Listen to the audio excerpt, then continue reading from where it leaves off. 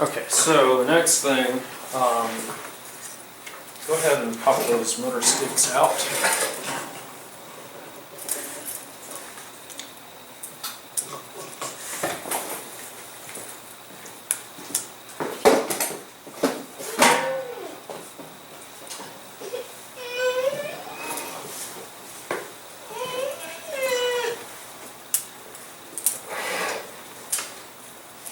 So we've got some wire here, and I'm going to show you all how to do this. Oh, this one's easy. This isn't like the other one. So what you're going to do is you're going to do a 90-degree bend. Let's see one of those motor sticks here. So what you'll do is you'll do this 90-degree bend in here, and then you can come out basically the same distance out here. Make sure I'm telling you. And then you do another bend like so. And snip this off. So you get this shape right here. Actually, let me show this to the people on the camera. You want this shape right here, because the way this works, we'll pop a tail in like that. The way this works is that this is going to punch into the top of the motor stick right here like that. And then, once we get a tail boom, don't want to break it. Yeah, don't break that part that I broke earlier. That was fun. It was like the worst possible place to break Why don't you use turning glue? Because it doesn't seem to want to cut on them. Use this. There you go. And so this is going to glue smack on top of here like that. Let's see how that goes. So it's going to glue directly on top of the wire, and you just fill it in some glue in here. And just stay out of this area for now. And afterwards you're going to wrap thread around here.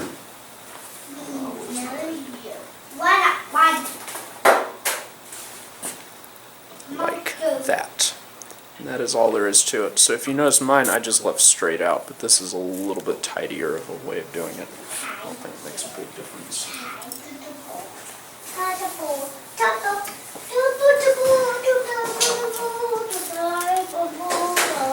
Here you go. You want to go ahead and wrap this one? Okay, so this part of the tail boom we're going to wait for because we want to assemble this, and then we'll come back with this guy later.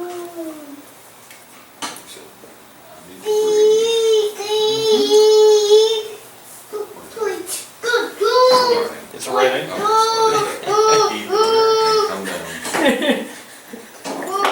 You're displaying your mathematical knowledge for all of the world. So Good here, Crawford. representing Crawford High. Now does that little piece right there stick into the... Yes, that's what actually sticks into it. You can't even see it on mine because I managed to get it perfect for once. I'll let me see this.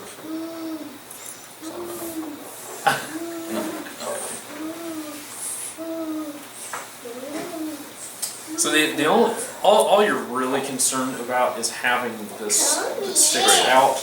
Well, you want it so that if you run out of turns at altitude, that rubber motor can't fall off. I like this way a lot better. It'll be easy to put on too. Now we're still, as far as the front end, I have not done anything on that. I think for next year's model, I'm going to actually go to the commercially made ones. Yeah. We definitely have plenty of entertainment here. Well, buddy.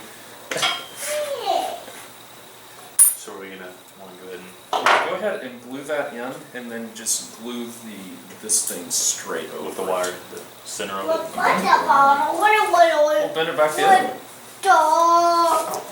It'll handle one bend the other direction.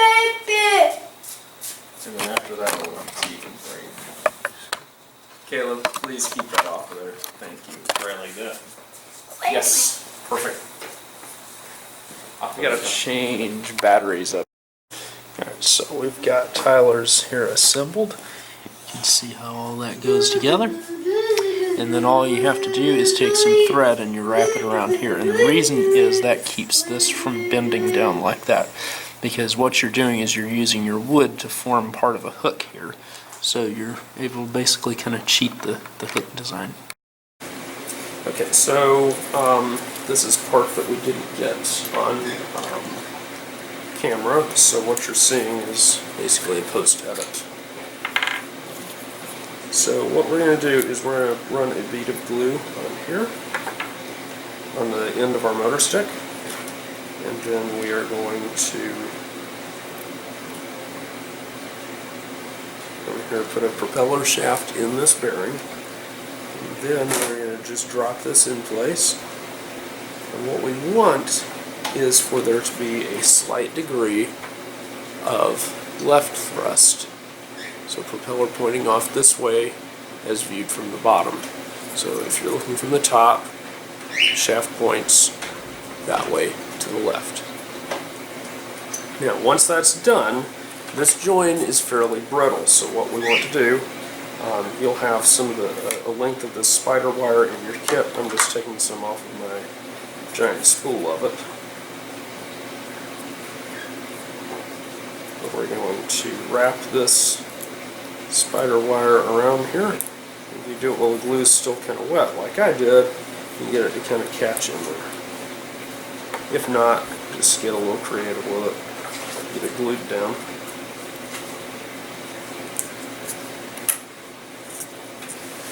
And we'll work our way on around the other side here. And we're just rubbing that glue, that CA glue in there, and good to go. Also did not show the binding process for the back, so we're going to do that now. So what I want to do is going to slide some spider wire underneath there, and the only part I'm really concerned about is the apex of this wire. So what you'll see is I'm wrapping it around the wire, then down, around the wire, and then down. And obviously this is a little overkill what I've done here, but the important thing is that rear hook doesn't float around or do anything stupid. Also, get the tail of this string out of here. You don't want any tails of your string down here where they can get caught in the rubber motor and get tangled up. I've had that happen, and it will end a flight, and you'll be a while picking it all out of there. So the next thing we're going to do is, having finished motor stick, there will have been a clip in here somewhere of me showing how to trim this propeller to size now. So there is a size limitation on your propellers. I believe it's 17 centimeter diameter. What I've got here is to trim it to 6.65 inches. So that gives me a radius of 3.325 inches, or a little less than 3 3/8 of an inch. So what I'm going to do, I'm going to line up the center of my ruler here. Actually, sorry, you can't see that. With the center of the prop shaft. I'm going to come out here on this blade. I'm looking for that 3.325 area here. And I'm going to mark that. Okay, with this right here. And then I'm going to come out here to the back of it. I'm going to put that same mark.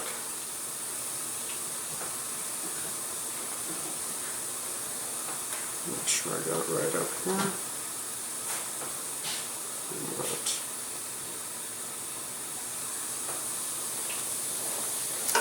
So then, I'm going to draw myself a line here, connecting those. So what I did is I drew a mark here and then one back here, and I've just kind of sketched across that. Now I'm going to take a pair of scissors, I'm going to trim that.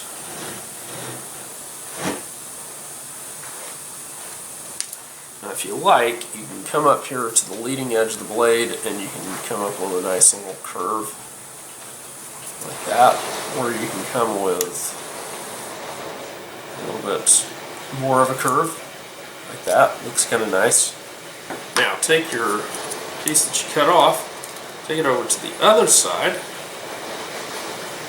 and you should be able to now, if you line it up very carefully all the way around, you should be able to use it as a template to trim the blade and make sure that it does not slip. So you're squeezing very tightly to hold those against each other so they don't slip as you trim that loose. And then we'll just do that same deal over here with the leading edge of the blade, curve around, and now we have a pretty leading edge profile. We said it had to be 6.65 inches maximum diameter. I've got 6.6, so it's actually a little bit on the short side. A little bit extra in the back. If you measure from this point to this point, it gives you a little bit extra. So what I'm going to do is I'm going to come back here and I'm just going to trim a little bit off the trailing edges. So what I've done is, instead of this coming straight back, I've actually curved it in very slightly. I know that doesn't really show up, but it's just enough that now when I measure from the trailing edge I get just under 6.65 inches. I've got a ruler that's in tenths of an inch, so it allows me to take those measurements really effectively. And now our propeller is done, and now we're back having trimmed the prop to size. I will mention this prop has been repitched, and the way that you do that is you pinch kind of across here. You're twisting the prop to a higher angle. You can also, if you have a propeller pitch gauge from our website, you set this in a pitch gauge and you can gently, carefully heat this part of the spar. You can actually twist the prop to a higher pitch. You don't want to go overboard with that because these small props will tend to stall out and then you lose efficiency. So you get less climb and the same RPMs, and that kind of hurts you. So what I'm going to do is I'm going to take a piece of my Teflon tubing here, and I'm going to attempt to thread it onto this propeller shaft. Sometimes this is a little ornery and you may want like a straight pin or something to stick in here. I think I'm going to need one, so I'll be back in just a second. Alright, I'm back. So I've got my tiny piece of Teflon tubing.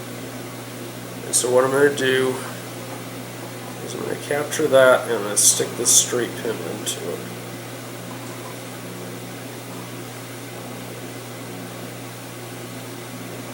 And what I'm going to do is I'm going to press it down like that. And what that does is that fattens out the end of it. And since that straight pin is about 1/32 of an inch in diameter and this prop shaft is 20 thousandths, that opens it up enough. With a little effort, I can force that Teflon tube onto my prop shaft. And so you can see it's on there, right there. Now all I do is I slide the prop shaft into my prop here. I'm going to grab the last about 1/8 of an inch right here, not even that much, and I bend it over on its side. Like that. And now, all I have to do is take the back of this prop shaft, the hook part, and I force it into this bearing, and we just kind of wiggle it on through. And it's a little tight. And then what I'm going to do is, if you watch closely, I'm going to loop this over and slide forward, and now it's all engaged and good to go.